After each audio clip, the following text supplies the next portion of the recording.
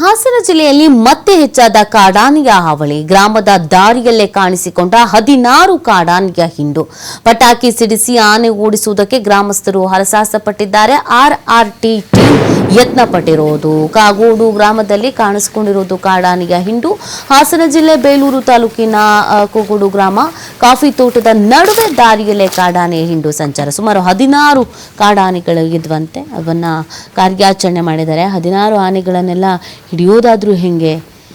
ಆಮೇಲೆ ಇದೇನಾಗ್ಬಿಡ್ತಾ ಇದೆ ಅಂದರೆ, ಇಲ್ಲಿ ಆನೆ ಹಿಡಿಯೋದು ಮತ್ತೆ ತೆಗೆದುಕೊಂಡು ಹೋಗಿ ಯಾವುದೋ ಒಂದು ಕಾಡಲ್ಲಿ ಬಿಡೋದು, ಮತ್ತು ಅಲ್ಲಿ ಜನ ಎಲ್ಲ ಇಲ್ಲಿ ಆನೆ ಕಾಟ ಅನ್ನೋದು ಈ ಥರದೊಂದು ಪರಿಸ್ಥಿತಿ ಎದುರಾಗ್ಬಿಟ್ಟಿದೆ.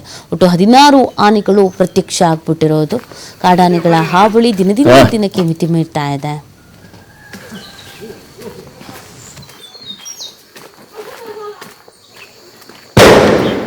ನಿಂತ್ಕೊಂತವಲ್ಲ ಮತ್ತೆ ಅಲ್ಲಲ್ಲಿ ನೀವು ಅವು ಈಗ ನಿಲ್ಲಕ್ಕೆ ನೋಡ್ತಾ ಇದ್ದಾರೆ. ಅಲ್ಲ ನಿಲ್ತವ